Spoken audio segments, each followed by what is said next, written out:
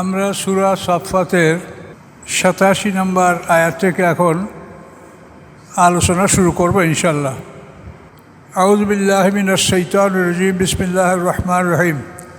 ফামা যান্নুকুম বিরাব্বিল আলামিন, কী ধারণা তোমাদের রব্বুল আলামিন সম্পর্কে। তো পিছনে হযরত নূহ আলাইহিস সালামের বিবরণ গেছে এবং বলা হয়েছে নূহ আলাইহিস সালামের সম্প্রদায় থেকেই হযরত ইব্রাহিম আলাইহিস সালাম, এটা আল্লাহ বলেছেন। এরপরে ইব্রাহিম আলাইহিস সালাম কীভাবে তার জাতির কাছে দাওয়াত উপস্থাপন করেছেন সেই বিষয়টা আল্লাহ এখানে বলছেন। তিনি প্রথমে বললেন তার পিতাকে এবং তার জাতিকে, মা যা তা'বুদুন, তোমরা কিসের ইবাদত করছো। আইফকান আলিয়াতান দুন আল্লাহ তুরিদুন, আল্লাহর পরিবর্তে তোমরা মিথ্যা ইলাহ কামনা করছো। ফামা যান্নুকুম বিরাব্বিল আলামিন, রব্বুল আলামিন সম্পর্কে তোমাদের কি ধারণা। এটা ইব্রাহিম আলাইহিস সালাম তার পিতাকে এবং তার জাতিকে বললেন। ফানাজারা নাজরাতান ফিন নুজুম, তিনি আকাশের তারকার দিক গভীরভাবে তাকালেন। ফকালা ইন্নী সাকিম, এবং বললেন আমি অসুস্থ। মানে ইব্রাহিম আলাইহিস সালাম তার জাতির যুবকদের সাথে একটা মেলায় অংশগ্রহণ করার জন্য যাচ্ছিলেন রাত্রবেলায়। তো ইব্রাহিম আলাইহিস সালাম মেলায় যাবেন না, তখন তিনি আকাশের দিকে গভীরভাবে তাকালেন, তাকায়া বললেন ইন্নী সাকিম, আমি অসুস্থ। এই বলতে তিনি পড়েই গেলেন একবারে। যখন পড়ে গেলেন ফাতাওয়াল্লাহ আনহু মুদবিরুন, সবাই পিঠ দেখিয়ে তার থেকে পালিয়ে গেল, মানে পিঠ প্রদর্শনপূর্বক সবাই চলে গেল। তো ইব্রাহিম আলাইহিস সালাম যে বললেন যে আমি সাকিম, আমি অসুস্থ। তো আপনারা সুস্থতার দুইটা দিক আছে, একটা হলো শারীরিক আর একটা মানসিক। তো ইব্রাহিম আলাইহিস সালাম শারীরিকভাবে অসুস্থ ছিলেন না, তার সুস্থতাটা ছিল মানসিক অসুস্থতা। তার মানসিকতা চায় না যে আমি মূর্তি পূজায় মেলায় যাব, এই জন্য তিনি সাকিম বলছেন। এটা মিথ্যা বলেন নাই, অত্যন্ত কৌশল সহকারে কথাটা বলেছেন যে আমি মানসিকভাবে অসুস্থ, শারীরিকভাবে নয়। কিন্তু ওদেরকে এটার ব্যাখ্যা তিনি দেন নাই, তিনি বলছেন আমি অসুস্থ। অসুস্থ বলার পরে সবাই তাকে ফেলে চলে গেল তাদের গন্তব্যস্থলে, তারা মেলায় যাবে সেখানে গেল। ফারাগা ইলা আলিহাতিহিম, তখন ইব্রাহিম আলাইহিস সালাম চুপে চুপে তাদের ইলাহাদের কাছে উপস্থিত হলেন। রাগা শব্দরত কোথাও চুপিসারি যাওয়া, চুপে চুপে কোনো কাজ করা। তো ফারাগা ইলা আলিহাতিহিম, ইব্রাহিম আলাইহিস সালাম চুপে চুপে তাদের ইলাহাদের কাছে গেল। নমরুদের বিশাল একটা হল ঘর ছিল, সেখানে ৭০ কি ৭১টা মূর্তি ছিল। তা হলঘরের ঠিক শেষ মাথায় ছিল বড় মূর্তি, আর তার দুই ধারে আস্তে আস্তে সাজানো ছোট মূর্তিগুলি একেবারে দরজা পর্যন্ত। এইভাবে নমরুদের হলঘরটা মূর্তি দিয়ে সাজানো ছিল। তো ইব্রাহিম আলাইহিস সালাম ওই হলঘরে ঢুকলেন। ঢুকে তিনি দেখলেন তাদের সামনে অনেক খাদ্য খাদক। বললেন ফাকাল আলা তাকুলুন, আপনারা খাচ্ছেন না। খাদ্য খাদক দেখার কারণ হলো ওই যে ওদের মেলা, ওই মেলায় যাওয়ার আগে সবাই বাড়ি থেকে ভালো ভালো খাবার পাক করে নিয়ে এসে ওই ভগবানদের সামনে রেখেছে। তো ভগবান দোয়া করবে আর যাবার সময় ওরা ওখান থেকে আপন আপন খাবার নিয়ে বাড়িতে নিয়ে খাবে। এই জন্য ওখানে অনেক খাবার ছিল। প্রত্যেকটা বাড়ি থেকেই নির্ধারিত পরিমাণ খাবার ভগবানদের সামনে রেখেছিল, যে ভগবান এত সময় দোয়া করবে আর আমরা ফেরার পথে নিয়ে যাব। এই জন্য ইব্রাহিম আলাইহিস সালাম তাদের ওখানে খাদ্য দেখতে পেলেন। ফাকালা, তিনি বললেন আলা তাকুলুন, তোমরা খাচ্ছ না। মা লাকুম লা তানতিকুন, কী হয়েছে তোমাদের, কথা বলো না কেন। ইব্রাহিম আলাইহিস সালাম মূর্তিগুলোকে বলছেন তোমাদের কি হয়েছে, কথা বলো না কেন, খানা খাচ্ছ না কেন। ফারাগা আলাইহিম যারবাম বিল ইয়ামিন, অথবা তিনি তাদের উপরে সজোরে আঘাত করলেন। ইয়ামিন মানে ডান হাত, ডান হাত দ্বারা আঘাত করা মানে সজোরে আঘাত করা। তিনি চুপিসারে তাদের উপরে সজোরে আঘাত করলেন। এই আঘাত করে মূর্তিগুলিকে ভাঙলেন, সবগুলোই ভেঙেছেন, শুধু বড় মূর্তিটা বাদে সেটাকে রেখে দিয়েছেন। আকবালু ইলাইহি ইয়াজিফুন, তারপর সব লোক দৌড়ে তার কাছে আসলো। যখন টের পাইল যেখানে একটা ভাঙচুর হচ্ছে, তখন নমরুদের বাহিনী, নমরুদের যে জনপদের লোকজন, তারা খুব দ্রুত তার কাছে চলে আসলো। আসার পরে কলা আতাবুদুনা মা তানহিতুন, ইব্রাহিম আসলাম বললেন, তোমরা কি এমন বস্তুর ইবাদত করছো যা তোমরা নিজ হাতে নির্মাণ করেছো? তোমরা নিজ হাতে বানিয়েছো, সেই জিনিসে তোমরা ইবাদত করছো? আল্লাহু খালাকাকুম ওয়া মা তা'মালুন, আল্লাহ তাআলা তোমাদেরকে সৃষ্টি করেছেন এবং তোমাদের আমলগুলিও তিনি সৃষ্টি করেছেন। তোমরা যেটা করো সেটাও আল্লাহর সৃষ্টি, কিন্তু তোমাদের চাহিদা আল্লাহ সেই হিসাবে তোমাদেরকে ক্ষমতা দান করছেন। ভালো কাজের ক্ষমতাও আল্লাহ দান করে, মন্দ কাজের ক্ষমতাও আল্লাহ দান করে। কেউ মনে করবেন না যে মন্দ কাজের ক্ষমতা শয়তান দান করে, তা না। শয়তান অন্তরে মন্দ কাজের জন্য পরামর্শ দিতে পারে, কিন্তু এই কাজ করার ক্ষমতাটা আল্লাহই দেয়। কখন দেয়? যখন মানুষ চূড়ান্তভাবে কাকুতি মিনতি করে আল্লাহর কাছে চায় যে এইটা আমি করবো, এইটা আমরা করব। আল্লাহ, আমি চুরি করবো যেন ধরা না পড়ি, আমি চুরি করিয়া ধরা না পড়লে অমুক দরগায় একটা রাখ চাউল দেবো, অমুক দরগায় এই দেবো সেই দেবো, এভাবে মানে আল্লাহর কাছেই তারা আকুতি মিনতি করে বলতে থাকে। এরপর আল্লাহ তাকে খারাপ কাজ করার সময় দেয়। এই জন্য খারাপ কাজের পরামর্শ শয়তান দেয়, কিন্তু কাজ করার ক্ষমতা দান করেন আল্লাহ। তাই আল্লাহ বলেছেন, এখানে এই আয়াতে বলা হয়েছে, আল্লাহু খালাকাকুম ওয়া মা তা'মালুন, আল্লাহ তোমাদেরকে সৃষ্টি করেছেন এবং যা তোমরা করো সেটাও আল্লাহ সৃষ্টি করেছেন। তো এই বিষয়টা একটু জটিল মনে হচ্ছে আপনার কাছে, আমি একটু আর পরিষ্কার করে বলছি। মানুষ যে কাজ, আমরা যে কাজটা করি, এই কাজ করার ক্ষেত্রে আমাদের যে কয়েকটা স্তর আমরা পার করি, স্তরগুলির নাম হচ্ছে খাতের, হাজেস, হাম, আজম, এই 4টে স্তর। খাতের হলো মনের মধ্যে একটা হঠাৎ করে দুশ্চিন্তা ভেসে ওঠা যে আমি এই কাজটা করব। মসজিদে আসি, মসজিদের পাশে পেঁপে গাছ লাগানো, পেঁপে পাকছে, আর একটা পেঁপে নিয়ে যাব। মনের মধ্যে হঠাৎ একটা চিন্তা আসলো, খাতের। আসার পরে চিন্তাটা আবার বিলুপ্ত হয়ে গেল, এটা নাই, মনে আসছিল, গেছে। দেখছেন, তাই মনে হচ্ছিল। ওই রকম কোনো একটা মানুষ, কোনো একটা নারী পুরুষ দেখার পরে মুহূর্তের মধ্যে আপনার মনে একটা হালকা একটা ধাক্কা আসছে, কিন্তু পরে সেটা নাই। এটার নাম হলো খাতের। হাজেস হচ্ছে যে চিন্তাটা মনের মধ্যে স্থায়ী হয়, যে আমি কাকে দেখলাম, সে কে, সে সুন্দরী না ময়লা, না সে কুমারী না যুবতী, এই মনের মধ্যে আপনার একটা মানে ওই বিষয়টির একটা চিন্তাধারা চলছে। এটার নাম হলো হাজেস, খাতের হাজেস। এর পরের স্তর হলো হাম, পরিকল্পনা, যে আমি এই কাজটা করলে কীভাবে করা যাবে। যেমন সূরা ইউসুফের মধ্যে বলা আছে, ওয়ালাকাদ হাম্মাত বিহি ওয়া হাম্মা বিহা। এই যে হাম, যে ওই নারী তার সাথে খারাপ কাজের ইচ্ছা পোষণ করেছিল, পরিকল্পনা করেছিল। ও হাম্মা বিহা লাউলা রানা বুরহান রব্বি। আর ইউসুফ আলাইহিস সালাম এই কল্পনা করতেন যদি তিনি রবের নিদর্শন দেখতে না পেতেন। মানে জুলাইখা যখন ইউসুফ আলাইহিস সালামকে নিয়ে একটা কক্ষে দরজা বন্ধ করলেন, একে একে 7টা দরজা বন্ধ করলেন এবং এই অন্যায় করার পরিকল্পনা গ্রহণ করলেন, তখন হঠাৎ করে ইউসুফ আলাইহিস সালাম সেই ঘরের মধ্যে দেখে যে তার পিতা ইয়াকুব আলাইহিস সালাম এরকম মুখে আঙ্গুল কামড়িয়ে ধরছেন, যে বেচারা তুমি কি করছো, তুমি নবীর সন্তান, তুমি নবী হবে। তখন এই ঘাবড়িয়ে গেলেন।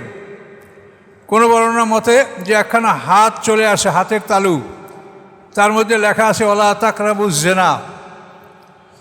কোনো বর্ণনায় আছে যে এই জুলাইখা অপকর্ম করার আগে, এরা তো মূর্তি পূজক ছিল, এই জুলাইখা, ওই ঘরে একটা মূর্তি ছিল, সেই মূর্তিটাকে কাপড় দিয়া ঢাকতে ছিল। ইউসুফ আলাইহিস সালাম বলেন যে ওটাকে তুমি ঢাকছো কেন? তো বলছে হলো আমাদের ভগবান, সে যদি দেখে আমরা অন্যায় করলে। তখন ইউসুফ আলাইহিস সালাম চিৎকার করলেন যে তোমার এই ভগবান যদি দেখে তো আমার আল্লাহ কী করে?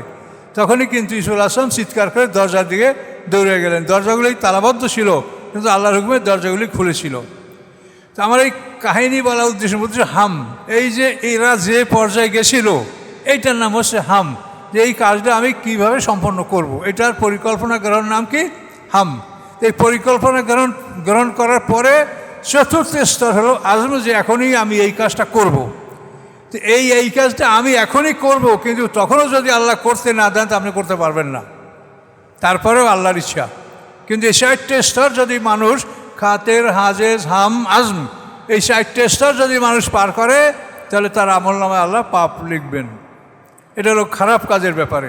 আর ন্যাকামলের ব্যাপারে আপনি নিয়ত করার সাথে সাথে 1 গুণ ন্যাকামল আপনার আমলে আল্লাহ লিখে দিবেন, আর কাজটা করলে 10 গুণ থেকে 700 গুণ আল্লাহ দিবেন বিনিময়ে। তো এই জন্য অন্যায় কাজ মানুষ করে, সেটা শয়তানের ক্ষমতায় না, আল্লাহর ক্ষমতা। আল্লাহ দান করেন ক্ষমতা, তারপরেই মানুষ অন্যায় করে। এবং এই সমস্ত সূক্ষ্ম জিনিসগুলি না বোঝার কারণে মানুষ কিন্তু অনেক তর্ক বিতর্কে লিপ্ত হয়। কেউ বলে তাহলে জেনা করে, তাও কি আল্লাহ ক্ষমতা দেয়? অবশ্যই আল্লাহ ক্ষমতা দেয়। তুমি জেনা করার জন্য তুমি কী কী করেছো তুমি সেটা ভাবো। এটা তোমাকে এমনি দেওয়া হয় নাই, তুমি কী কী করেছো এইটার জন্য। খাতের, হাজেজ, হাম, আজম, এই সময় স্তরগুলি তুমি পার হয়ে তারপর এখানে আসছো। তুমি ক্ষমতা আল্লাহ দেয়, আল্লাহ ছাড়া কারোর কোনো ক্ষমতা নাই। আর আল্লাহ ক্ষমতা দিবেন, যেহেতু সে জান্নাত জাহান্নাম দুটোই পুরা করবে। কাজে এই জন্য তোমরা যেটা চাও সেইটা করারই ক্ষমতা তিনি দিবেন, কিন্তু দেওয়ার মধ্যে তার যে সিস্টেম সেটা আপনাদেরকে বললাম।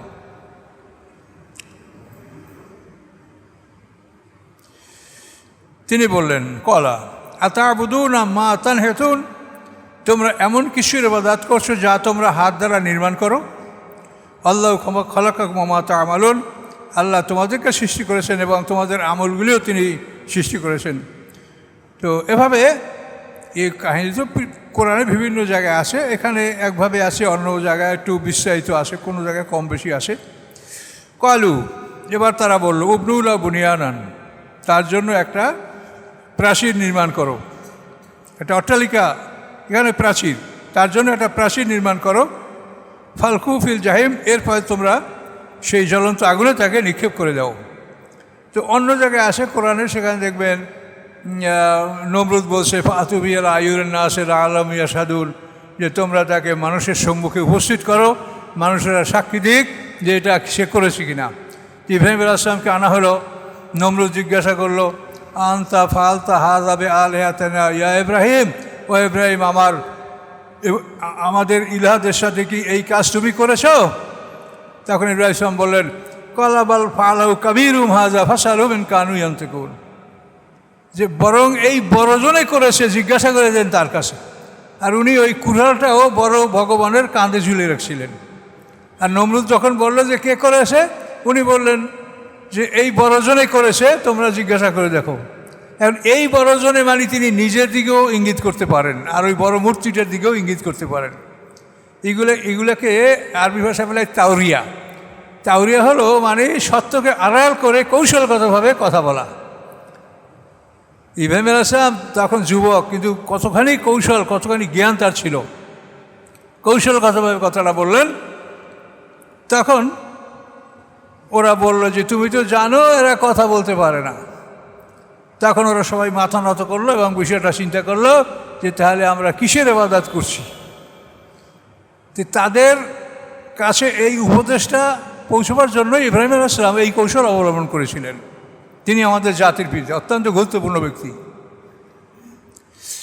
তো এখানে এক সংক্ষেপে বলা হয়েছে, তারা বলল তার জন্য একটা প্রাচীর নির্মাণ করো, 30 হাত উঁচু বড় একটা চতুর্দিকে ঘেরা একটা প্রাচীর নির্মাণ করা হয়েছিল। 1 মাস বসে লক্ষ্মী সংগ্রহ করা হয়েছিল ইব্রাহিম আলাইহিস সালামকে জ্বালানোর জন্য। তারপরে সেই অগ্নিকুণ্ডলের মধ্যে আগুন জ্বালাইয়া, এখন নমরুদ বলল ফালকুহু ফিল জাহিম, তোমরা এই জ্বলন্ত আগুনে তাকে ঢেলে দাও, নিক্ষেপ করো। তখন এই আগুনের কাছে যাওয়া যাচ্ছিল না। তখন একটা বড় গাছে কফি কলের সাহায্যে তাকে বেঁধে গাছের মাথায় তুলে ওখান থেকে কাত করে আগুনের মধ্যে তাকে ফেলা হয়েছিল ইব্রাহিম আলাইহিস সালামকে। যেটা কেউ সরব গাছ বলে, কফি কাল বলে, এভাবেই করা হয়েছিল। আল্লাহ বলেন, ফারাদবি কাইদান ফাজালনাহুল আসফালিন, তারা তার সাথে ষড়যন্ত্র চিন্তা করেছিল, তাকে ধ্বংস করা, হত্যা করার চিন্তা করেছিল। ফাজালনাহুল আসফালিন, আমি তাদের সমস্ত পরিকল্পনাকে আমি পরাজিত করে দিলাম, নিচে ফেলে দিলাম, মানে পরাজিত করে দিলাম। তাহলে এখন দেখেন যে আল্লাহ যদি না থাকে তাহলে সারা পৃথিবীর বাদশা নমরুদ সে একজন মানুষের সাথে মোকাবেলা করে জিততে পারল না। দেখেন, তাহলে এখন ভাবেন যে আল্লাহ আছে, তিনি বিচার করবেন এবং পৃথিবীতে তার সাথে যারা অবাধ্যতা করেছে, নবী রাসূলদেরকে কষ্ট দিয়েছে, তাদেরকে তিনি শাস্তি দিয়েছেন, তারও বিবরণ বিশদভাবে কোরআনে আসছে। ফেরাউন সম্প্রদায়কে শাস্তি দিয়েছেন পানিতে ডুবিয়ে, নমরুদকে শাস্তি দিয়েছেন মশার সাহায্যে, ফেরাউন সম্প্রদায়কে ডুবিয়ে মেরেছেন পানিতে, তারপরে লূত সম্প্রদায়কে প্রস্তর পাথরের বৃষ্টি বসে তাদেরকে ধ্বংস করেছেন। আদ জাতি, সামুদ জাতি, আসহাবে আইকা, কওমে তুব্বা, বহু জাতির ধ্বংসের ইতিহাস আল্লাহ কোরআনে উল্লেখ করেছেন। এই জন্য আল্লাহ আছে, এর প্রমাণ হলো এগুলি। একটা মানুষ, সেই মানুষটার বাবাও তার পক্ষে না। দেখেন, আজরও ইব্রাহিম আলাইহিস সালামের পক্ষে ছিল, আজর ঈমান আনে নাই। তার মায়ের সম্পর্কে তাফসীরে বলা আছে ইব্রাহিম আলাইহিস সালামের মায়ের নাম উমাইলা অথবা বুনা, তার মা ঈমান এনেছিলেন, কিন্তু তার বাবা আজর ঈমান আনে নাই। তো আল্লাহ বলেন, এভাবে আমি তাদেরকে পরাজিত করলাম এবং ইব্রাহিম আলাইহিস সালামকে তাকে আমি জয়যুক্ততা দান করলাম। ক্বালা ইন্নী যাহিবুন ইলা রাব্বি সায়াহদিন, তখন তিনি বললেন, আমি আল্লাহ অভিমুখে আমি রওনা করব, আমি আল্লাহর দিকে অগ্রসর হব, আল্লাহ আমাকে সরল পথ দেখাবেন। এবং তিনি বললেন, রব্বে হাবলি মিনাস সালিহিন, হে আল্লাহ আপনি আমাকে নেক সন্তান দান করেন। ইব্রাহিম আলাইহিস সালাম তখন আল্লাহর কাছে বললেন, রব্বে হাবলি মিনাস সালিহিন, হে আল্লাহ আপনি আমাকে নেক সন্তান দান করেন। বাশশারনাহু বিগুলামিন হালিম, আল্লাহ বলেন আমি সুসংবাদ দিলাম তাকে একটা সন্তান, হালিম মানে অত্যন্ত ধৈর্যশীল সন্তান। এই ধৈর্যশীল সন্তানের আমি সুসংবাদ দিলাম। দেখেন, এটা ইব্রাহিম আলাইহিস সালাম সন্তানের জন্য আল্লাহর কাছে দোয়া করছেন, এবং ইব্রাহিম আলাইহিস সালামের নিজের জন্মটাও কিন্তু ছিল অত্যন্ত আশ্চর্যজনক। ইব্রাহিম আলাইহিস সালামের জন্মটা কীভাবে হয়েছে শোনেন, তাফসীরে কীভাবে আছে। নমরুদ সারা পৃথিবীর বাদশা,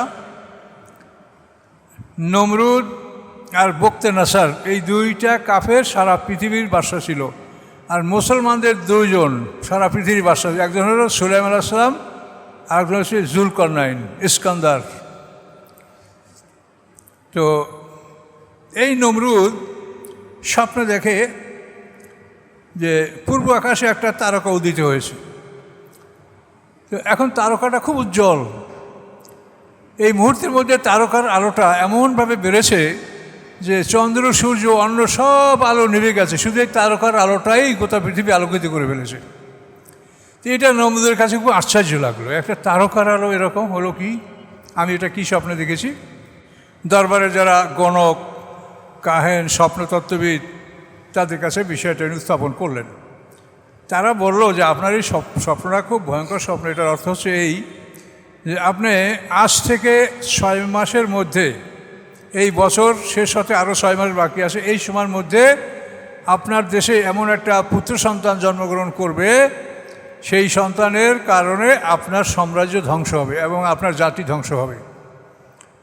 এখন নমরুদ বলে, এটা কেমন করে, এটা আমি সারা পৃথিবীর বাদশা, আমি এটাকে প্রতিহত করব, তা কী করা যায়। তো তখন সে পরামর্শ করে সিদ্ধান্ত নিল যে এর একমাত্র উপায় হলো যে আমরা এই আজ থেকে এখন এই বছরের শেষ নাগাদ, যেহেতু 6 মাস, এই 6 মাস আমরা সবাই স্ত্রী থেকে পৃথক থাকব। আমরা যদি সবাই স্ত্রী থেকে পৃথক থাকি, স্ত্রী গমনকেও আমরা না করি, তাহলে এই সন্তানটা হতে পারবে না। এইটার ব্যাপারে সবাই মেনে নিল এবং আইন পাস হয়ে গেল যে নমরুদের স্বপ্ন দেখার পর থেকে এই বছর শেষ পর্যন্ত কোনো মানুষ স্ত্রী গমন করবে না, এবং সব জায়গায় আর্মি, পুলিশ ডিপ্লয়েড করে দেওয়া হলো। তো এই অবস্থার মধ্যে নমরুদ চিন্তা করলো যে আমি এভাবে যদি পরিবার পরিজন নিয়ে থাকি তাহলে আমার খুব কষ্ট হবে, তার সাথে আমি বাইরে ঘোরাফেরা, সফরে সময়টা কাটাই দিই, তাহলে আমি একটু নিরাপদ থাকব। এই জন্য নমরুদ নিজে এবং তার মন্ত্রী পরিষদ এবং তার যারা মানে একটা রাষ্ট্রের যারা উপযুক্ত ব্যক্তিগণ এদেরকে নিয়ে নমরুদ ভ্রমণে বের হলো। এর সাথে নমরুদের সাথে যারা ছিল তার মধ্যে আজরও ছিল, সে হলো ধর্মীয় শ্রেষ্ঠ নেতা আজর, ইব্রাহিম আলাইহিস পিতা। তো কিছুকাল চলাফেরার পরে তাদের রসদ ফুরিয়ে গেল। তখন নমরুদ চিন্তা করলো যে বাড়ি একজনকে রাজদরবারে একজনকে পাঠিয়ে আমাদের রেশন নিয়ে আসতে হবে, খরচ নিয়ে আসতে হবে। তো কাকে পাঠাবে? তো মানুষ সবসময় সব ধর্মেই যে ধর্মীয় নেতাকে মানুষ সবচাইতে আস্থাবান বা বিশ্বাস করে।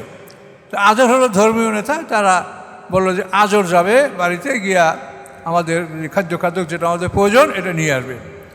তো আজর এই অনুমতি পেয়ে চলে আসলো বাড়িতে। বাড়িতে আসার পরে এই রাজদরবারে এই তো মানে রাজা মন্ত্রী পরিষদ যেখানে তাদের থাকার জায়গা। তো আজর এসে চিন্তা করে যে আমি বাড়ি আসার সুযোগ পেয়েছি, এটা তো আমার একটা বিরাট ভাগ্য। তো আমি একটু বাড়িতে যেয়ে সবাইকে এক নজর দেখে আসি।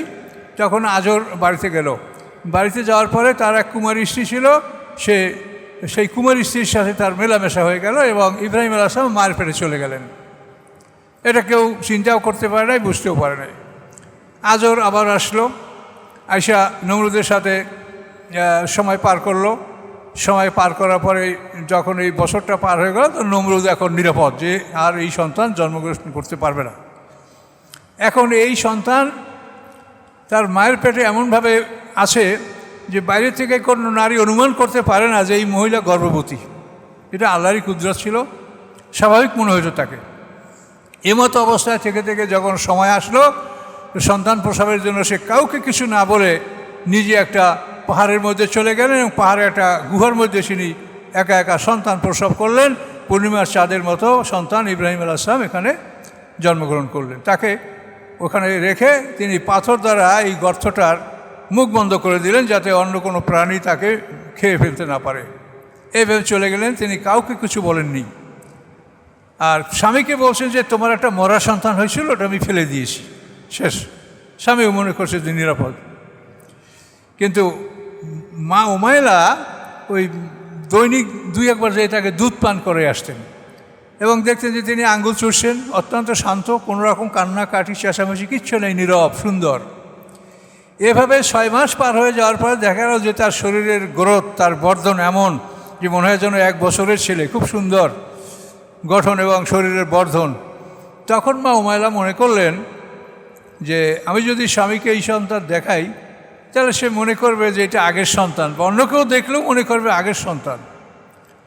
তো একদিন ওই আজরকে বলল যে তুমি আমার সাথে চলো, তোমাকে একটা জিনিস দেখাবো। তখন ওই গুহার কাছে নিয়ে যখন ইব্রাহিম আলাইহিস সালামকে দেখালেন, তখন সে অস্থির হয়ে গেল যে এই সন্তান রেখে কোনোভাবেই আমি এখানে রেখে বাড়ি যাব না, আমি তাকে নিয়ে যাব। এবং ভয় নাই, এ ছেলে যেই দেখবে সে মনে করবে যে নমরুদের স্বপ্ন দেখার অনেক আগের সন্তান, এটা স্বপ্নের পরে এত বড় সন্তান, এটা কেউ বিশ্বাস করবে না। এইভাবে ইব্রাহিম আলাইহিস সালামকে বাড়িতে নিয়ে আসা হলো এবং তিনি পিতামাতার আদরেই বাড়িতে বড় হয়েছিলেন। কিন্তু ছোটোবেলার থেকেই তার মধ্যে অনেক পরিকল্পনা। তিনি একদিন জিজ্ঞাসা করলেন, মা আমার রবকে? তো মা বলেন যে তোর রব হচ্ছি আমি দুধ পান করাই, তোমাকে কত কষ্ট করে আমি লালন, রব মানে যে লালন পালন করতে, আমি তোমার রব। আচ্ছা ঠিক আছে মা। তো মা আপনার রবকে? আমার রব হচ্ছে তোর বাবা, সে আমার খাওয়া পরা ভরণ সব সে দেয়। তো আমার রব হচ্ছে তোর বাবা। তো বাবার রবকে? তো তোর বাবার রব হচ্ছে নমরুদ। এই নমরুদ সারা দেশি মানুষের দায় দায়িত্ব তার উপরে, সে এটা পালন করে। তাহলে মা নমরুদের রবকে? এবার আর মায়ের কাছে জ্ঞান বুদ্ধি শেষ, আর বলতে পারছে না। যে তোর প্রশ্নের জবাব আমি দিতে পারছি না, তাই তোর বাবা তো ধর্মীয় নেতা, আমি তার কাছে জিজ্ঞাসা করে দেখবো যে নমরুদের রব কি। তখন আজর বাড়িতে আসার পরে যখন উমাইলা এই কথা, ছেলের কথা বললেন, তখন আজর ঘাবড়িয়ে গেল যে তাহলে নমরুদের স্বপ্ন দেখেছে এই ভয়ঙ্কর সন্তান আমার এই সন্তানই হবে। তাহলে এই সন্তান এতটুকু বয়সে নমরুদের রবের খোঁজ করে, আমরা তো কোনোদিন চিন্তা করি না যে নমরুদের রবকে। তখন একটা ইব্রাহিম ইসলামকে একটা চর মানে, এই বেটা নমরুদের কথা বলতে হয়, সে সবার রব, তুই চুপ কর, এ কথা তুই কাউকে বলিস না। ইব্রাহিম ইসলাম নীরবে থাকলেন, কী করবেন।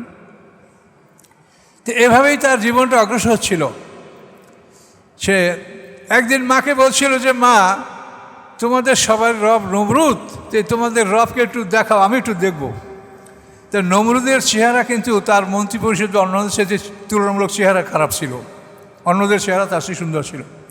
তো নমরুদ সিংহাসনে বসা, তার চারপাশে মন্ত্রী পরিষদ। এখন ওই মা উমাইয়া ইব্রাহিমের সঙ্গে কোলে করে নিয়ে গেছে, হয়তো 3 থেকে 3.5 বছরের বয়সের কথা, বিভিন্ন তাফসীর বিভিন্নটা বলেন। তো দেখাই দিল যে ওই হলো তোমাদের ওই যে সিংহাসনে বসা। এখন ইব্রাহিমের সাথে মা এটা কেমন রব হলো, এই রবের সাথে তো তার মন্ত্রী পরিষদের চেহারা ভালো, তো যে নিজের রব সে নিজের চেহারাটা ভালো করতে পারলো না। মা কোনো কথার জবাব দিতে পারছে না। ইব্রাহিম আলাইহিস সালামের মধ্যে এইভাবে অনুসন্ধান চলতেছিল। এরপরে আপনি সব কোরআনে পাবেন যে কোরআনে আসে কোনো একদিন অন্ধকার রাতের তারকা দেখে বলছিলেন যে রবকে, এগুলি কি আমার রব? না, তারকা ডুবে গেল, রব নয়। চাঁদ দেখে বললেন তাহলে এটা কি রব? না, চাঁদ ডুবে গেল, এটা রব নয়। সূর্যকে দেখে বলছিলেন সবচাইতে বড়, সবার চাইতে উজ্জ্বল, এ আমার রব। তিনি বলছেন না, এ আমার রব না। সূর্য ডুবে গেল, এটাকেও তিনি অস্বীকার করেন। অস্বীকার কী বললেন? ইন্নী ওয়াজহাতু ওয়াজহিয়া লিল্লাযী ফাতারাস সামাওয়াতি ওয়াল আরদা হানিফা ওয়া মা আনা মিনাল মুশরিকিন। এই যে কোরআনে আয়াতটা, এটা কিন্তু ইব্রাহিম আলাইহিস সালামের উক্তি। এই কথাটা ইব্রাহিম আলাইহিস সালাম তারকা, চন্দ্র, সূর্য সব প্রত্যাখ্যান করার পরে এই কথাটা তিনি বলছিলেন।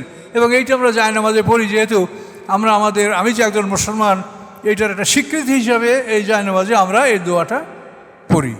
ফরজ ওয়াজিব না, কিন্তু আমি পড়লে সওয়াব হবে, এর কথা। তো ইব্রাহিম আলাইহিস সালামের জন্ম এভাবে আশ্চর্য ধরনের। এই ইব্রাহিম আলাইহিস সালাম এই 16 বছর বয়সে নমরুদের অগ্নি পরীক্ষার সম্মুখীন হয়েছিলেন। এখানে অনেক কথা আছে, সেটা আপনারা আবার হয়তো শুনবেন বা অন্য জায়গায় এটা আলোচনা করাও আছে, যে ইব্রাহিম আলাইহিস সালাম 1 সপ্তাহ পর্যন্ত নমরুদের আগুনটা জ্বলতেছিল। এরপরে ইব্রাহিম সালাম যখন আগুনের মধ্যে ছিলেন, তখন ইব্রাহিমের সাথে হাওয়ার ফেরেশতা ছিল, জান্নাতের পোশাক তাকে পরিয়ে দেওয়া হয়েছিল, তাকে উলঙ্গ করে আগুনে ফেলা হয়েছিল। এবং ইব্রাহিম আলাইহিস সালামকে সাহায্য করার জন্য পৃথিবীর সবাই আসছিল, ফেরেশতা, জিবরিল আমিন পর্যন্ত।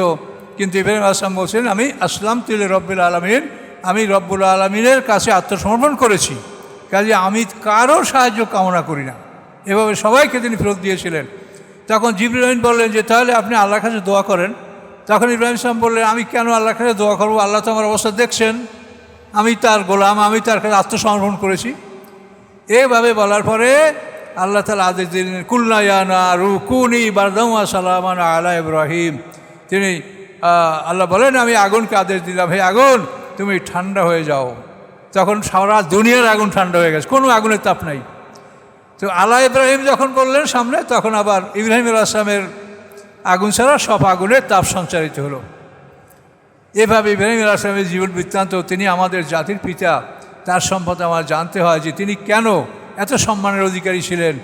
গুণ সব আল্লাহই দান করেছেন, তাকে যে জ্ঞান গুণ দিয়েছেন সেটারও মালিক আল্লাহ, কিন্তু তারপরেও তিনি আমাদের জাতির পিতা, তিনি এই গুণের মালিক ছিলেন। তো এই আমাদের ইসলামের মূল বিষয়টাই হলো এই আত্মসমর্পণ, সারেন্ডার।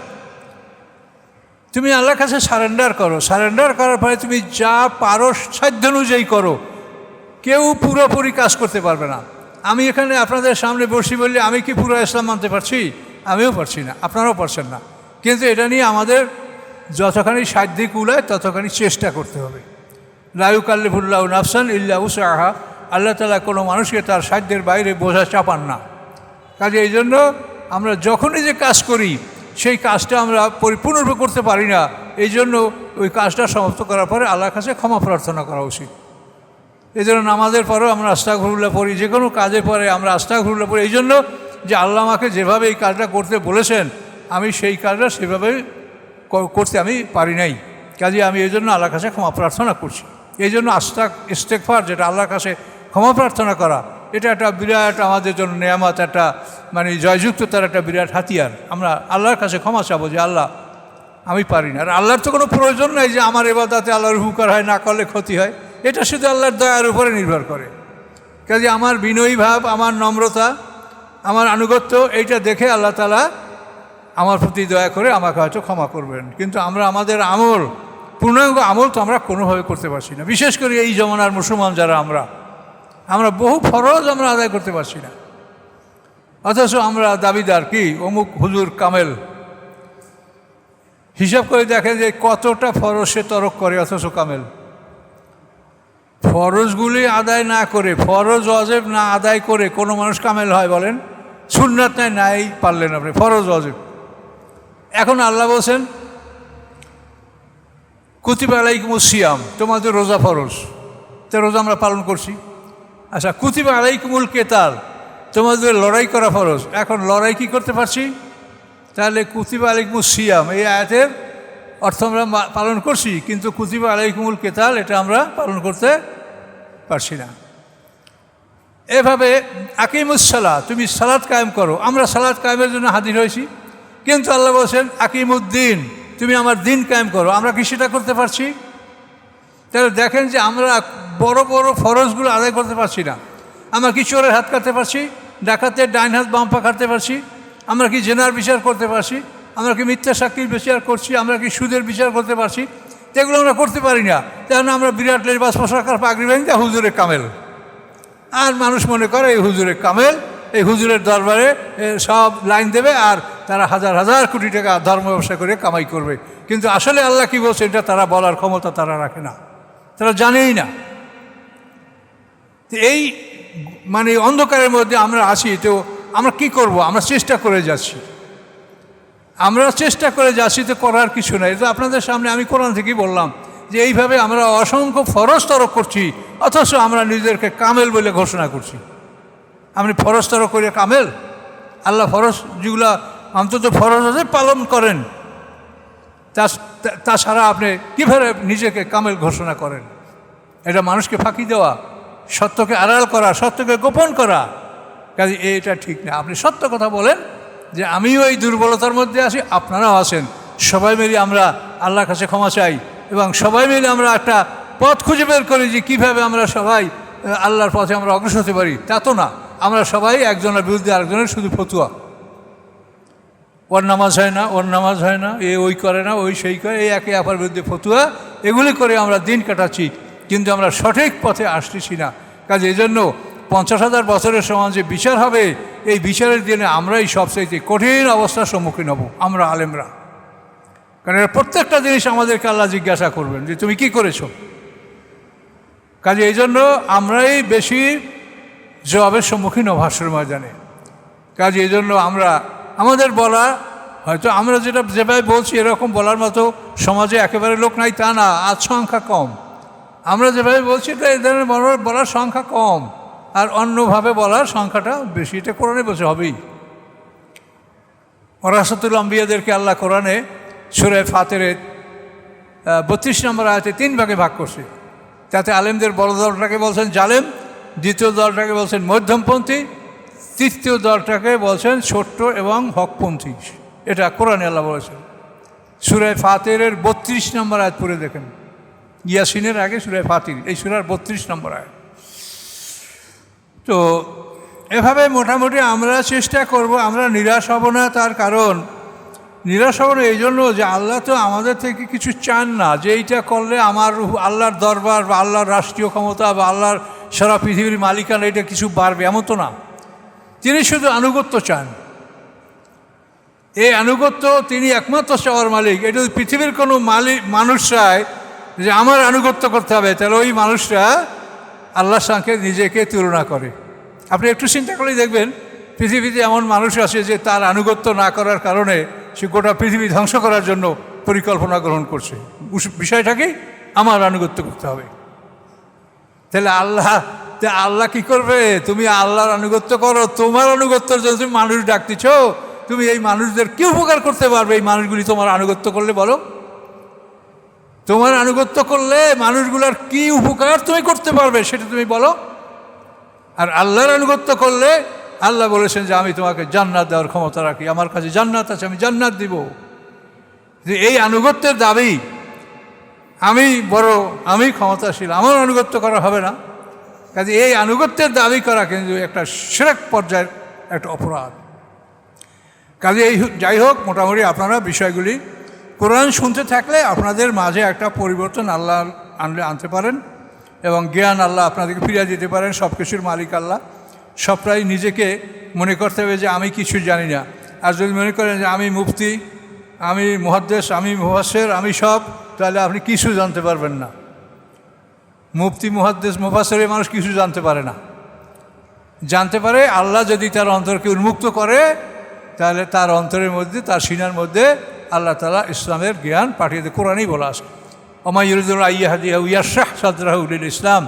আল্লাহ তাআলা যাকে হেদায়েত দান করতে চান তার বক্ষকে আল্লাহ তাআলা ইসলামের জন্য সম্প্রসারিত করে দেন। কোরআনের আয়াত।